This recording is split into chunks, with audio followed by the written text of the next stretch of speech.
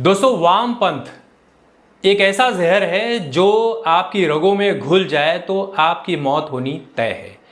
जितने भी इस देश में वामपंथी हैं उनकी एक ही विचारधारा होती है, सिर्फ सवाल खड़ा करना। सवाल वैसे जो प्रॉब्लम क्रिएट करते हैं, और ये इनका काम है, सिर्फ प्रॉब्लम क्रिएट करना।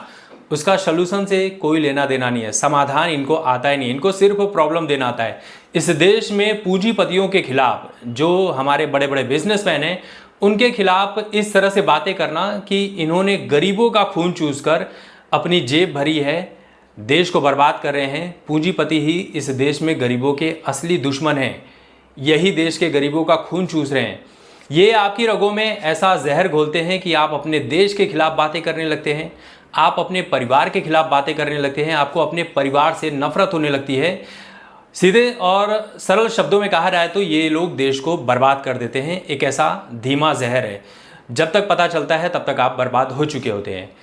ये कहानी कुछ इस तरह से सुनाई है पीयूष मिश्रा जाने माने भाई, गायक भी है, एक्टर भी है, गीतकार भी है, बहुत कुछ है, मल्टी टैलेंटेड है। लेकिन वामपंथ ने इनको भी एक बार बर्बाद कर दिया था। कहते हैं कि दिल्ली में मंडी में जब वो मंच किया करते थे तो उसी दौरान ये वामपंथियों के चक्कर में पड़ गए और उन्होंने इस तरह से देश के खिलाफ बातें करना सिखा दिया, परिवार के खिलाफ बातें करना सिखा दिया, अपने ही माता पिता के खिलाफ भड़का दिया, अपने बच्चों के खिलाफ भड़का दिया।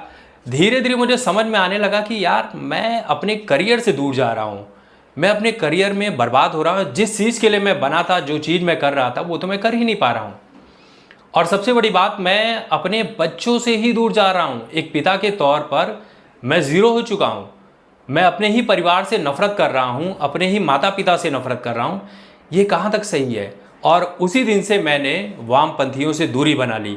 और सोचिए कि वामपंथ कितना बड़ा जहर है। आप स्वरा भास्कर को देख लीजिए, उसकी माँ को देख लीजिए, कन्हैया कुमार को देख लीजिए, या फिर प्रकाश राज जैसे लोगों को देख लीजिए।